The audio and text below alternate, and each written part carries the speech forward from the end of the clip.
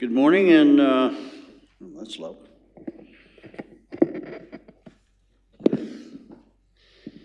I will call the meeting to order, and I would ask anyone who has a pecuniary interest to close it now or at an appropriate time. And we'll start off with Infrastructure and Development Services Division. We've got two reports. Actually, let's do A first. We've got an information report with A, B, C, and D in it. I need a mover and a seconder. Councillor Agar, Councillor Sageman, all in favor?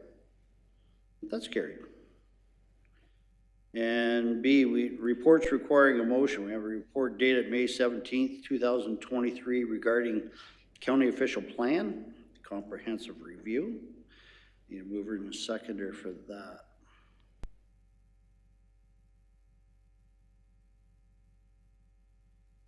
Councillor Case and Warden Marriott.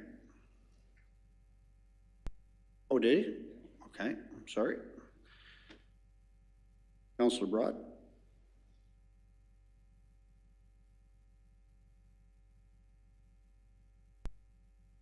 Business arising from that? Anybody discussion? Councillor Broad? Can't hear you.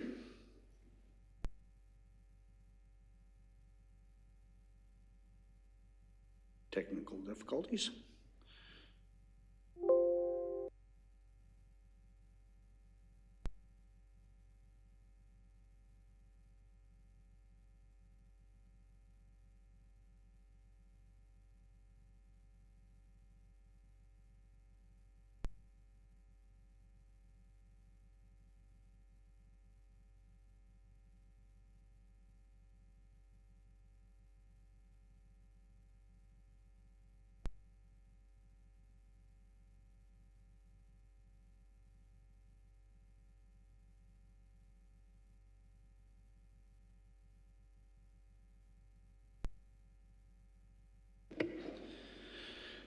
Sorry about that, Councillor Broad. We're just working on fixing the problem so we can hear you.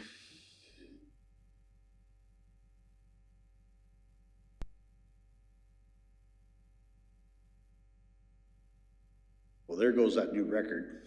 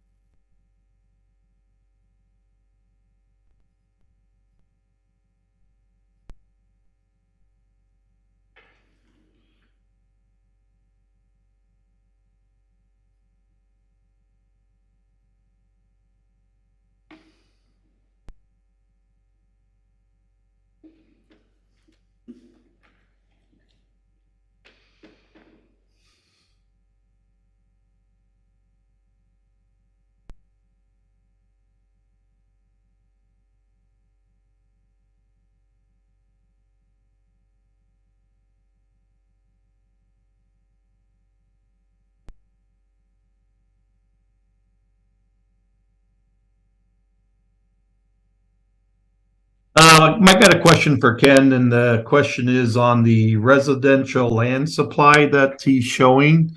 What's the definition of a residential land supply?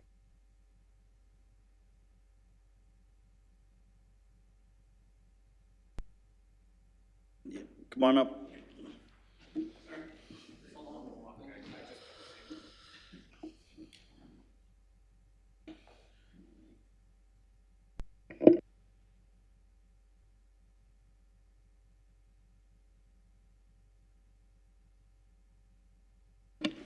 Thank you, Councillor Broad, for the question. Through you, Mr. Chairman.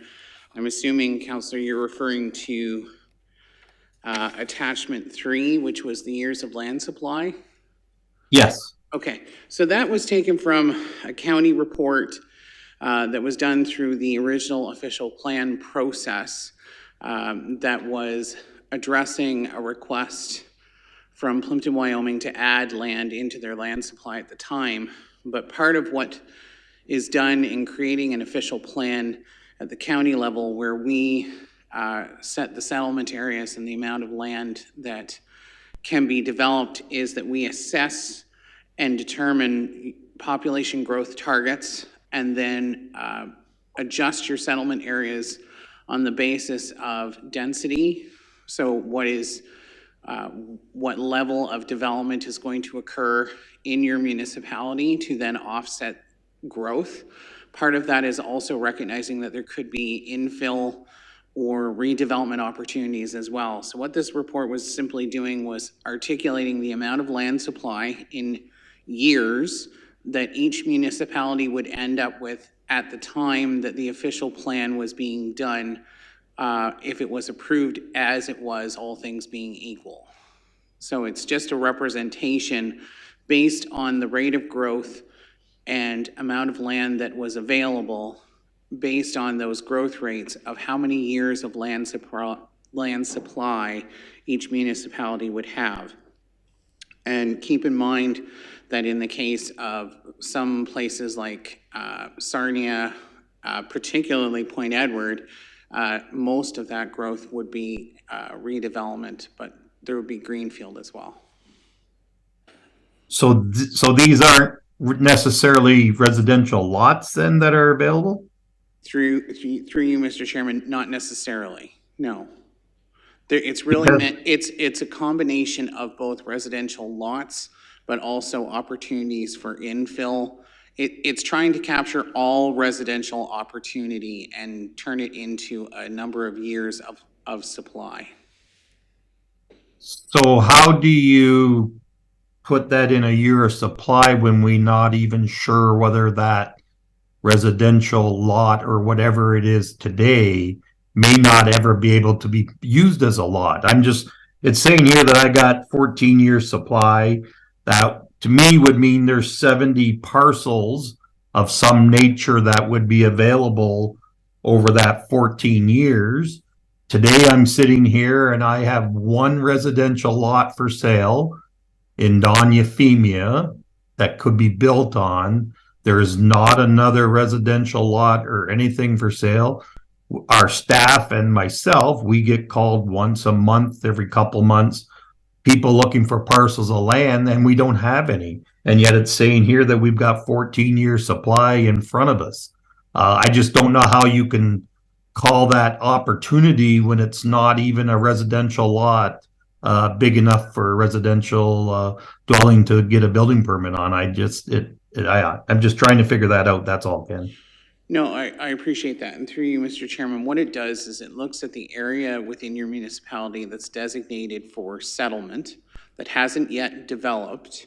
So we don't count existing residential lots because obviously once they're built, they've been developed. This is looking at the amount of land supply that could potentially develop over time. So it looks at all the lands that are designated for settlement growth, and then looks at your population growth model that was in the official plan, along with the land use framework you have to try to determine how much of that land is going to take up over time. Keep in mind, Councillor, that it is a lot of projection. So it is projecting a period of time. Some municipalities will take longer because perhaps their growth is not going as fast. Others will take shorter amounts of time. We're seeing a lot of municipalities, as I noted in one of the other attachments, that are now well in excess of the top end of the population projections. So hence their land supply is being taken up faster. So it's an effort to really just quantify how much that is. The other factor in it is whether or not a landowner would even want to develop that land. Just because it's in the settlement area doesn't necessarily mean that a landowner is going to pursue those development rights right away. And another follow-up question. So when I look at this review that's in front of us here, and it's no secret that Don Euphemia has been requesting some severances and some creative ways to, we want a vibrant community, but we keep getting all these roadblocks that keep allowing us not to build or sever a piece of property off. We just had two very decent houses just got bulldozed down because we weren't able to sever them because of provincial policy. And yet, on the other hand, the province is requesting and trying to push through all this legislation to increase on their housing. I was always under the understanding that it was a provincial policy that was causing this hardship for us. And I see here today that the province is willing to, or looking at opening things up for a community like ours, a municipality like ours. And now it seems to be the county that doesn't want the rural severance policies that are now being offered to the county from the province. So is that a fair take that it's no longer a provincial policy that's holding up? It'll be the county, the county official plan that'll be holding us up? Through you, Mr. Chairman, I wouldn't agree with that statement. It would be as a result of a provincial intervention into the county plan. So I'll take you back. This is previous to my time here at the municipality, but when the county official plan was being done, the plan did not contain any minimum farm lot sizes for any of our municipalities. And if you think back to the conversation we had a couple council meetings ago related to the Sarnia official plan, I made the statement that the way the county official plan worked up until the province made its changes was really we set the framework and then we let all the municipalities do, set their own course. When the province received the county official plan, they modified it to then add into the policies these minimum farm sizes of 38 and 30 hectares, depending on which municipality you were. As part of our process, this council directed us to appeal a number of things, which included that. We did attempt to appeal, we were unsuccessful. So that now stands in the county official plan, and there's no avenue at this point from a planning perspective to make any changes to that at this point. All planning options are done. And as you'll recall, when we came to see your council, that was part of the discussion. At this point, the only method that I'm aware of for that to be changed is to either scrap the entire plan and start anew, which I would not recommend. That is a very timely process. But with Bill 23, there was provision for the minister to intervene into a plan that wasn't before him or her. And so there is an opportunity for county council members to use their political dexterity, I guess would be the word I would use, to advocate through groups like AMO for the minister to potentially go and make a change to that. Beyond that, there's nothing more from a planning perspective other than to start a new plan. And considering this plan is only barely 5 years old, I would not recommend that. That would seem a very significant expense. And as I mentioned, Councillor, should the political avenue be taken, we're perfectly content to be a technical advisor to assist, and we don't have any issue with that occurring. We simply have no other tools in our toolkit at this point to make any changes, and we are bound by that policy. But just to follow up, you had put two recommendations in front of us, one about the natural heritage, and the other is to not allow rural severances, correct?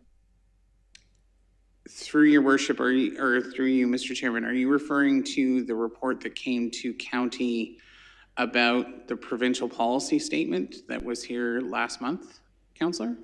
Yes, we tabled it. We tabled it. Yes. So through you, Mr. Chairman, I was recommending that we not support that idea. The challenge with the way that it's currently structured is that there's too much of a possibility of impacting our rural economic base, such as livestock farming and resource extraction under the current wording. And so that's where I was coming from. This is not to say that the province, when the comment period closes, won't take all of those comments back and rework them. But this is what they've proposed is a significant change from decades of policy that they've developed over time, where I think Don Euphemia would be best served, and I think would actually solve a number of your concerns, would be that if the minimum farm lot size could be changed by the minister through the use of Bill 23 to a lower number that's more conducive to matching with the adjacent farm sizes in, say, Chatham, Kent, which is, I think, where we were going in our discussion at your council, then that would be more conducive to actually getting those rural severances that you've mentioned earlier. But I do have a bit of a problem is that, you know, we know that in Don Euphemia anyways, I can only talk about my municipality, that the livestock industry has pretty well disappeared. And yet, you know, I'm being asked to vote against rural severances because it does affect the livestock. I do understand that. But for us that don't have the livestock, it's not an issue. I have a hard time supporting that recommendation on that fact. If you want to make a recommendation that the livestock areas be, you know, that's not something needs to be done there, I can support that. But you're really painting us all with the same brush by asking us, no, we don't want rural severances because of the livestock sector. Like I said, doesn't really affect us. We do have some livestock producers left, but they are getting, you know, fewer and fewer and fewer all the time down in our community. So that's why I'm asking the question against the rural severances, if it's just the livestock component that you are not happy with in the provincial policy. Through your chair, through you, Mr. Chairman, if I recall from what council's motion was in May, that motion, that particular issue didn't pass or was tabled. I can't recall which one of the two. Tabled. So as far as I'm concerned, the issue's off the table until the ministers or the provincial representatives that council requested attend. And if they don't attend, then the issue's done with. So at this point, that motion is essentially off the floor. It's not, there's no action and no direction that's occurred. And moreover, as noted in the terms of reference that we've proposed, depending on what the province does with PPS 2023, we have to conform to it. So if they decide after all is said and done to leave the rural severance policy as it is, then we're required to conform to that, and we will have to adapt the county official plan to conform. Okay, thank you. Councillor Case? Yes, through you, Mr. Chair. I knew if I waited long enough, somebody would probably bring it up. I was looking for an update on if we've heard from the MPPs that we've requested to come to this meeting, because with a lot of these bills, there seems to be more questions than answers when it comes to those bills. So have we heard back, maybe through you, Mr. Clerk, have we heard back from those individuals if they are going to be coming in the near future?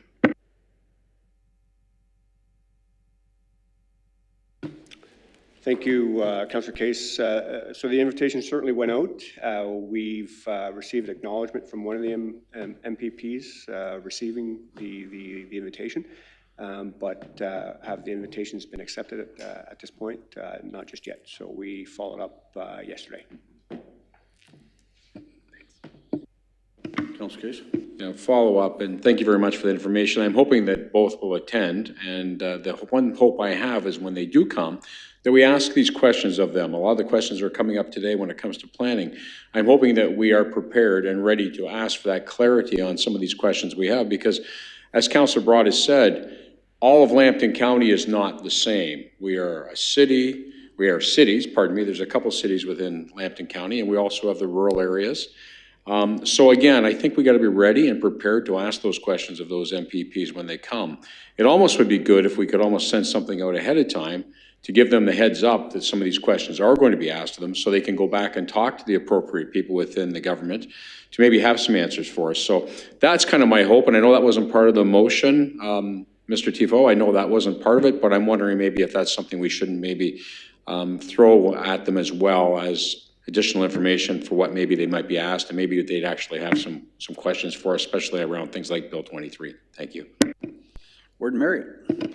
Thank you, Chairman Bean. Just to shed some light on that, Councillor Case, MPP Bailey did reach out to me wondering, and he said that it may have to be a special meeting because of the way schedules were, but he also would like some background, what we wanted them here for, so that he could not come in cold and have some answers. So I don't know if he's communicated that, but he did reach out to me about that.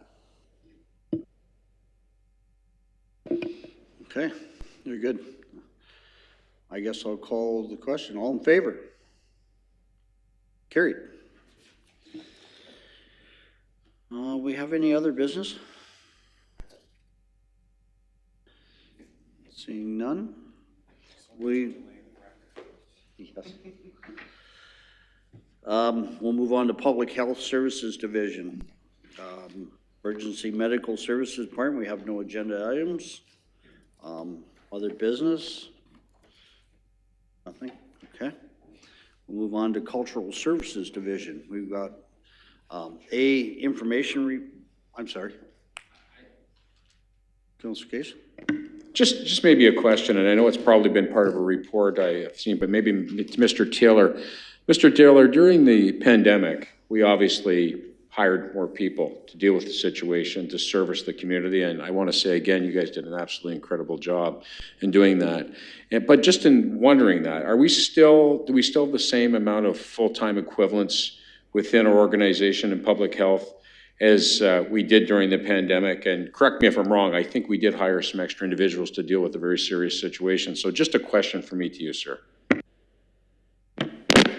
Through you, Mr. Chair. Thank you for the question. You're absolutely right. Through the pandemic, it was all hands-on-deck approach, and we had many staff join our workforce from many community partners, including Blue Water Hospital. Paramedics were reassigned, as well as all employees throughout the building, such as our health promoters, etc. So we did bring on temporary staff through available ministry funding at the time. And as a result, the majority of those staff are no longer on the service. They have been obviously let go as we have reduced the workload, but we do have some temporary staff that still remain available to us to use for immunizations, etc. But again, we're not sure when that will wind down at this time because we are still doing some vaccinations. But the answer is yes, the majority of the workforce that had come on to assist in the surge capacity are not with us anymore. Councilor Broad. Thanks, Chair. Question to Andrew. We just went through a vaccine program in our municipality like we have in the last numerous years. And our numbers this year dropped dramatically from in the years past of the number of animals, dogs and cats that were getting vaccinated for rabies. But this is also the first year that Lambton Public Health quit advertising and assisting the municipalities in advertising and getting the word out there about these clinics. I guess my question is why did they all of a sudden stop? And is there any reason why for next year we couldn't resume that, again, putting some advertising out there? Like I said, our numbers dropped dramatically, and that's, we know the animal population is up due to the COVID, just all of a sudden. Now, I do understand some vaccines are now good for, I believe, multiple years that they are receiving at some of the vets, but just a question on that, please, Andrew. Thanks. Through you, Mr. Chair. So believe what you're referring to is our low-cost rabies clinics initiative that Yes. we immunize cats and dogs throughout the county. And my understanding is we do try to reach out through county communities with those and promote those initiatives. So I'd like to take this offline and report back to you through that, because it's my understanding that we are still taking these low-cost clinics to the rural areas, especially in the county. And I would just have to be corrected on the dates that are on the schedule and when they were last done. So I just don't have that information today, but we certainly do intend to promote that, and that's something I can look further into. Thank you. Okay. No further questions. We'll move on to Cultural Services Division. We've got information reports. There's 3 there. I'm looking for a motion to receive and file those. Councillor Sageman and Councillor Bushy. Discussion? All in favor? That's carried. B, we have reports requiring a motion. We've got a report dated May 17th, 2023 regarding the library's donations, January 1st to March 31st, 2023. Moved by Councillor Case, seconded by Councillor Sageman. All in favor? Any discussion? No? Okay, all in favor? That's carried.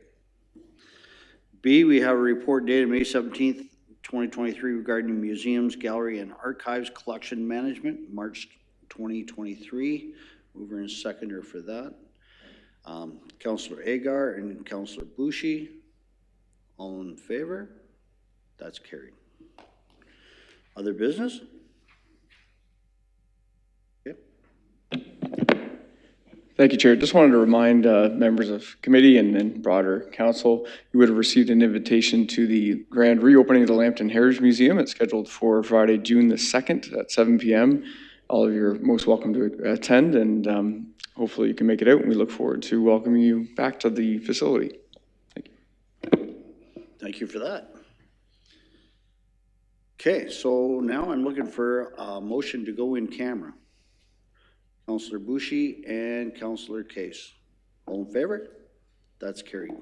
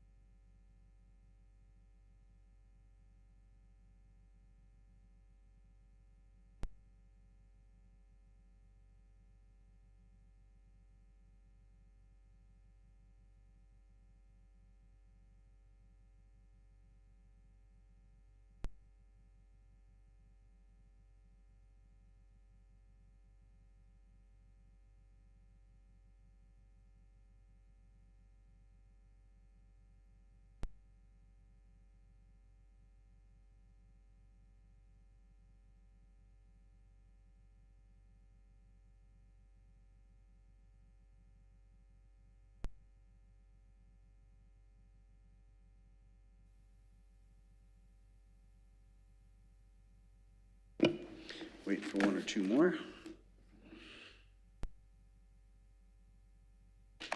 They forgot to come back out.